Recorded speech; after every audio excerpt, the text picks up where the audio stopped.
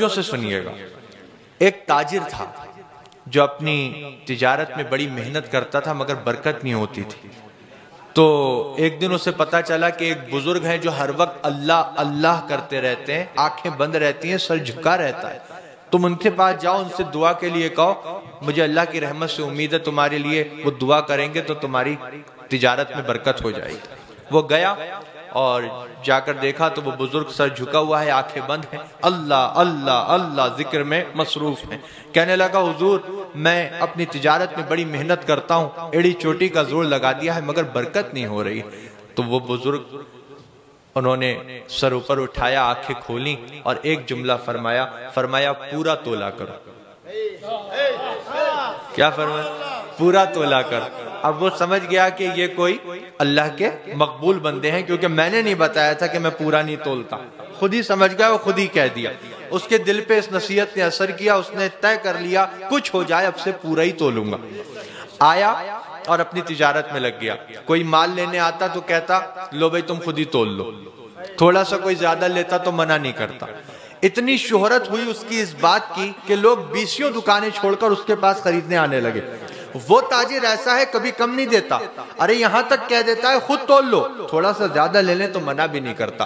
20 دکانیں چھوڑ کر لوگ اس کے پاس سامان لینے آنے لگے. اتنی برکت ہوئی کہ تولنے والے جو بٹ ہوتے ہیں وہ بھی اس نے سونے کے بنوا لی. اب وہ لے کر گیا ان بزرگ کی بارگاہ میں.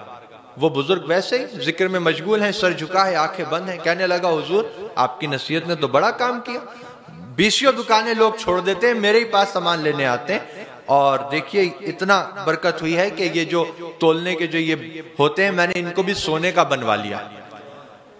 اب بزرگ نے جب سنا تو سر اوپر اٹھایا, آنکھیں کھولیں اور ایک جملہ فرمایا ان کو ندی میں پھینک دو. ان کو ندی میں پھینک. سونے کے تھے لیکن وہ جانتا تھا ملے انہی کی نصیحت سے. تو گیا ندی کے کنارے, آنکھیں بند کی اور پھینک دی.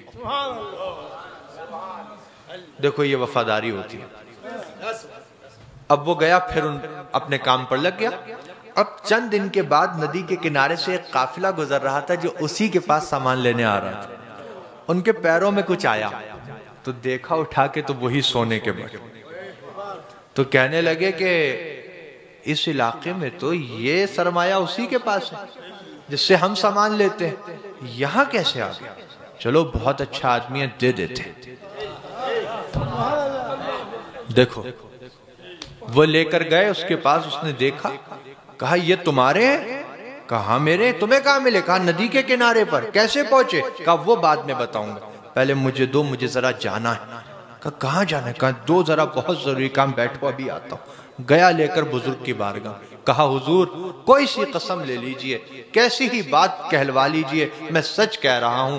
آپ نے حکم دیا تھا ندی کنارے پھینک دو, پھینکنے کا دل تو نہیں تھا, آنکھیں بند کی, دل پہ پتھر رکھ کے پھینک آیا تھا. مگر ندی کے کنارے سے ایک قافلہ گزر رہا تھا جو مجھ سے ہی سامان لینے آ رہا تھا, ان کے پیروں میں آ گئے ہیں, وہ لے کر آئے. اب بزرگ نے دیکھیے جو بات فرمائی نا وہ آپ کو سمجھنا ہے.